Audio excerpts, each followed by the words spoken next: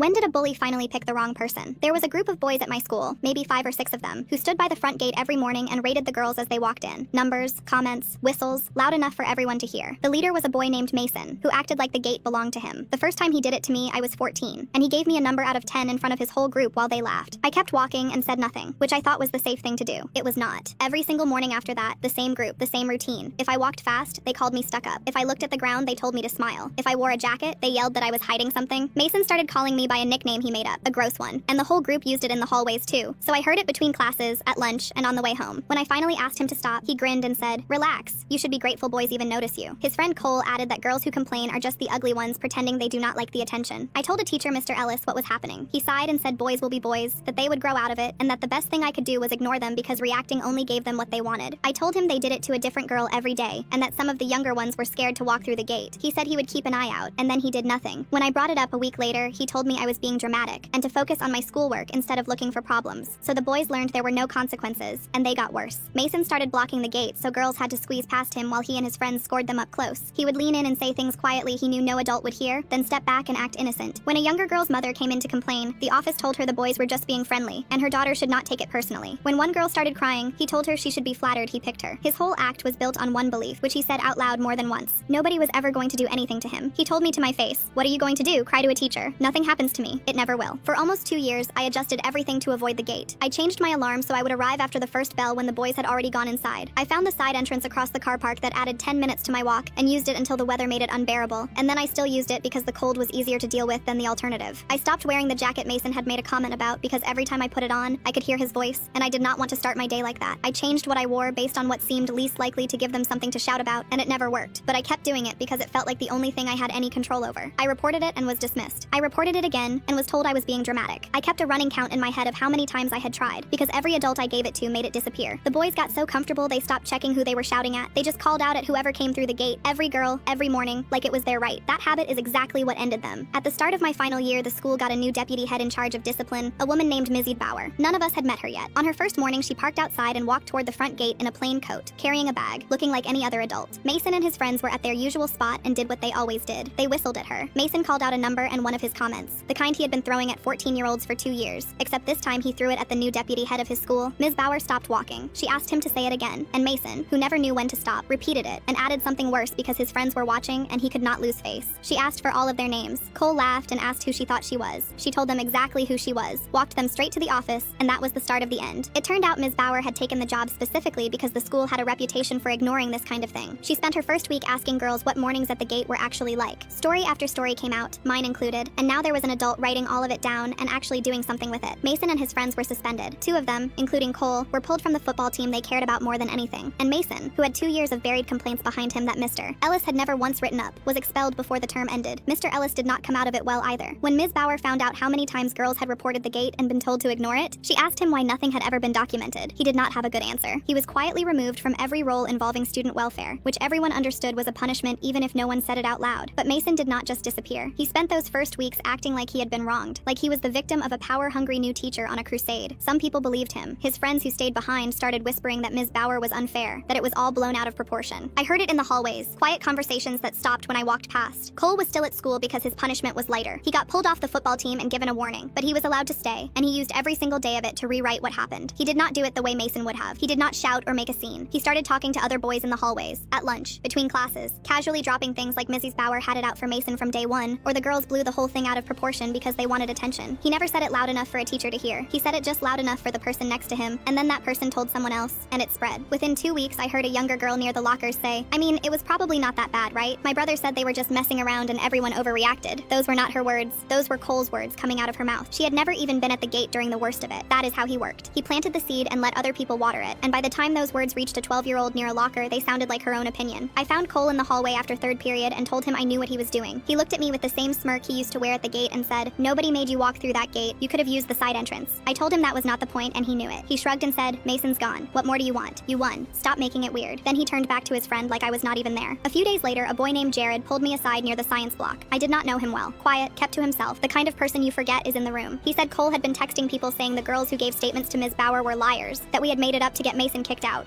He had seen the messages because someone in his group chat had forwarded them. Then he said something I was not expecting. He looked at me and said, "I saw what they did every morning. I should have said something before. I'm saying something now. For 2 years, not one boy had stepped forward. Hearing him say it felt like something loosening in my chest I had not known was tight. I went to Ms. Bauer that afternoon and told her everything. Cole going around calling us liars, the whisper campaign, the way he was slowly turning the story so Mason looked like the victim and we looked like the problem. Ms. Bauer listened without cutting me off. When I finished, she leaned back and said, I believe you, but I need more than your word against his. Names of people he has talked to, other students willing to back it up. She was handing me the job of building the case she needed, because the school could not act on anything that could still be argued away as a misunderstanding. I spent the next several days talking to girls one by one, wherever I could get a moment without Cole or his friends nearby. Some were so relieved someone was asking. One grabbed my arm and said she had been wanting to talk about this for months, but did not know who to go to. She told me Cole had warned her friend that if they kept complaining, the school would shut down the football program, and every boy in school would blame the girls who spoke up. Another kept looking over her shoulder and said Cole was not like Mason, that Mason was loud, but Cole was the kind of person who makes your life bad, and you cannot even prove he did anything. A younger girl, maybe 12 or 13, told me Cole had given her friend the same warning about football. She looked so small when she said it, and I could see the same fear on her face I used to carry every morning like a bag I could not put down. Cole was not standing at the gate shouting numbers. He was doing the same thing Mason did with a different method. Mason used volume, Cole used fear. The same control, just wearing a different outfit. I was not going to let it work. I kept going, kept writing down names and dates and everything people told me, going through my notes every night and checking every entry twice, because I was building something, and I was not going to hand Ms. Bauer anything she could not use. Some of the girls I talked to did not want to be named. I respected that. A few changed their minds after a day, and came back to say they would go on record after all, which told me Cole's fear campaign was already starting to lose its hold. I wrote down every name that said yes, and kept a separate list of everything I heard secondhand that I could not directly verify, because Ms. Bauer would need to know the difference. Then Jared came through with something that changed everything. A screenshot from a group chat where Cole had typed out in his own words that the investigation was a joke run by a woman with a grudge. I brought everything to Ms. Bauer on Wednesday, a full folder, names and conversations, and the screenshot, and she went through it carefully, nodding as she read. She looked up and said, this is exactly what I needed. We're calling a meeting for Friday. Cole, 2 of the other boys, the head teacher, and a parent representative. I want you there as a student witness. That is when I thought of Carlotta. She was the mother who had come to the school months before Ms. Bauer arrived, furious about what the boys were doing to her daughter, and the office had basically told her to calm down and that her daughter was being too sensitive. An adult and a parent, and they still did not listen to her. I found her at pickup near the car park. When I introduced myself, she said, you're one of the girls from the gate. I told her about Cole, the whisper campaign, the petition he was circulating to get Mason's expulsion reviewed, how he had framed it as a fairness issue so boys who did not know the full story would put their names on it without realizing what they were signing. Carlotta's face went hard. She said, they told me my daughter was being too sensitive. Now a student is running a campaign to bring back the boy who made her cry? Her jaw tightened. Then she said, I'll be at that meeting. Thursday night, I sat on my bed with my door closed and tried to picture the room. Cole across the table, smirk in place, the same look that said he was the smartest person anywhere he went, the head teacher waiting for something worth his time, and me sitting there saying nothing, because that is what I had done for 2 years. I had walked fast, used the side entrance, changed my clothes, changed the time I left my house, all to avoid boys who never changed a single thing about themselves. I thought about the younger girl who told me Cole had scared her friend into silence, the 12-year-old with fear on her face, the same fear I used to carry every morning. Those girls were still walking through that gate. If Cole's petition worked, everything would go right back, and they would learn the same lesson I learned at 14. Nobody is coming, and quiet is the only thing that keeps you safe. I picked up my phone and texted Jared. I'm going. He replied, good. I'll be right outside if you need me. I was not calm. I was not brave. But I was done being the girl who stayed quiet because quiet felt safe. Quiet had not kept me safe. It had just kept things comfortable for the people who should have done something and chose not to. Friday, I was going to open my mouth in a room full of people who did not want to hear what I had to say, and I was going to say it anyway. Friday morning, I got to the head teacher's office early. Carlotta was already there, coat on, sitting straight, her face calm in a way that told me she had been preparing for this since the moment I talked to her at the car park. Ms. Bauer came in carrying 2 folders and set them on the table without a word. Then Cole walked in with his tie pulled up straight and his blazer buttoned like he was going to a job interview. He sat down, folded his hands on the table, and said without being asked that he thought there had been a misunderstanding, that he was only worried his friend had been treated unfairly. Then he reached into his bag, pulled out the petition, and slid it across the table like a homework assignment he was proud of. Ms. Bauer let him sit in that comfort for about 10 seconds, and then she opened her folder and started reading without rushing, without raising her voice. A girl in year 9. Cole telling her that if she kept talking about the gate, people would stop feeling sorry for her and start thinking she liked the attention. A girl in year 10. Cole telling her friend the girls who gave statements made things up because they were embarrassed about being rated low. The younger girl I had spoken to myself. Cole's warning about the football team and who everyone would blame. Ms. Bauer read each one clearly, then held up the screenshot. Cole's own words in the group chat. A joke run by a woman with a grudge. Read it aloud every word, and set the page down next to the petition. The room went so quiet I could hear the clock on the wall. Cole's face cracked in pieces. The polite expression slipped first, then the posture, then the folded hands. He stared at the screenshot and said it was private. Ms. Bauer said students brought it to her voluntarily. He looked at the 2 boys beside him and neither looked back. Both were staring at the table like they wanted to sink through it. Carlotta spoke next. She did not stand. She did not raise her voice. She said her daughter came home one afternoon last year crying so hard she could not get the words out, that when she went to the school the next day, the office told her the boys were just being friendly, and her daughter should not take it personally. She looked directly at Cole. She said, my daughter is 12. She should not have to walk past boys deciding what she is worth on a Monday morning. And you think that deserves a petition? Cole did not answer. He could not look at her. The head teacher turned to me. I had planned to start with facts, dates, how many times I had reported it. That is not what came out. I started with the small things. things. The alarm I changed so I would arrive after the first bell. The jacket I stopped wearing because Mason made a comment once, and after that I heard his voice every time I put it on. The side entrance, how I used it for months and hated myself for it because it felt like I was the one being punished for something they did. I told them I changed my clothes, changed my route, changed the time I left my house, and none of it made a difference because the problem was never what I wore or where I walked. The problem was that nobody stopped them. Then I looked at Cole. I said, Mason told me nothing would ever happen to him, and for 2 years, he was right. Cole is trying to make sure that stays true even after Mason is gone. The room went completely silent. Not the polite kind where people are waiting for their turn to talk. The heavy kind, where no one moves because the words in the air have not finished landing yet. The head teacher put the petition down. He took off his glasses, rubbed the bridge of his nose, put them back on, and looked at Cole and said, I've heard enough. I saw relief cross Cole's face for a split second, like he thought he was about to get a warning, the second chance that boys like him always got. The head teacher did not give him a warning. He said Cole's actions constituted intimidation of witnesses and a deliberate attempt to undermine a disciplinary process, that the petition was a tool designed to pressure the school into reversing a decision made after a thorough investigation, that circulating it while telling girls to stay quiet was harassment by a different name. Then he told Cole he was being removed from school for the rest of the term, effective immediately. Cole's face went white. He said, You can't do this. My dad will call. His voice cracked on the last word, and for the first time Cole sounded like what he actually was, a kid who had run out of moves. The head teacher said his number was on the website. Nobody jumped in to say it was a mistake. The two boys beside Cole had not said a single word the entire meeting. One of them had his head down so far his chin was almost on his chest. The other was picking at a thread on his sleeve with shaking fingers. Ms. Bauer closed her folder. Carlotta did not move. That afternoon, walking toward the gate to go home, I saw Mason standing on the pavement where he used to hold court. Alone. No friends, no audience. When he saw me, he did not shout. He just stood there with his hands in his pockets, shoulders pulled in, looking smaller than I remembered. He said he had not asked Cole to do any of it. His voice was flat, not angry, not sorry, empty. I asked why he was there. He looked at the gate, then the ground, and said he did not know, that he had just ended up there. I believed him. Without that gate and those friends and that routine, Mason was nothing. A boy standing on a pavement with nowhere to go and no one waiting for him. He said Ms. Bauer had called his parents in, and his mom cried the whole time, that she had asked if he really said those things to girls who were 14, and he told her it was just jokes, and she did not believe him either. I pushed down whatever I felt at that and said, You told me nothing would ever happen to you. You said that to my face. He flinched. He said, I know. Just those 2 words. Then he said he kept thinking about what he would do if someone did that to his little sister. I told him he did not have a little sister. He said he knew, but he kept thinking about it anyway. It was not an apology. It did not undo a single morning, but it was the first time in 2 years Mason had said something that sounded like it came from an actual person, instead of a performance for his friends. I did not tell him it was okay. I turned around and walked away, and did not look back. Monday morning I reached into the back of my closet and my hand found the jacket, still there, pushed behind everything else. The one I had not worn in over a year because Mason made a comment once, and after that I could never put it on without hearing his voice. I pulled it out and held it for a second. It was just a jacket. It had always been just a jacket. I put it on and zipped it up and looked at myself in the mirror. It still fit. I picked up my bag and walked out the front door without checking the time or calculating who might still be at the gate. There was no one to avoid anymore. I just walked. My pace was normal, not timed around anyone else's schedule, not sped up to clear the gate before they noticed me or slowed down to arrive after they had gone in. Just my feet on the pavement, my bag on my shoulder, the morning air cool on my face. When I turned the corner, I saw the front gate, and my body braced for a second. Muscle memory from 2 years of walking towards something that was going to hurt, but what was actually there was nothing. No boys against the wall, no whistles, no numbers, no one blocking the path or leaning in too close or grinning at each other while they picked apart whoever walked past. There were just students, maybe 15 or 20 of them, walking through the gate the way students are supposed to walk through a gate, talking to each other, looking at their phones, adjusting their bags, not thinking about it at all. The gate was just a gate. I stood there on the pavement for a second and let that hit me. Mr. Bauer was standing near the entrance with a cup of coffee. She saw me coming and gave me a small wave. I waved back and walked through. Inside, the hallways looked the same as they always had. The lights buzzed the same way, the lockers stuck the same way. Nothing about the building had changed. I just walked through it differently. I kept walking until I got to my first class. I sat down, opened my notebook, and waited for the lesson to start.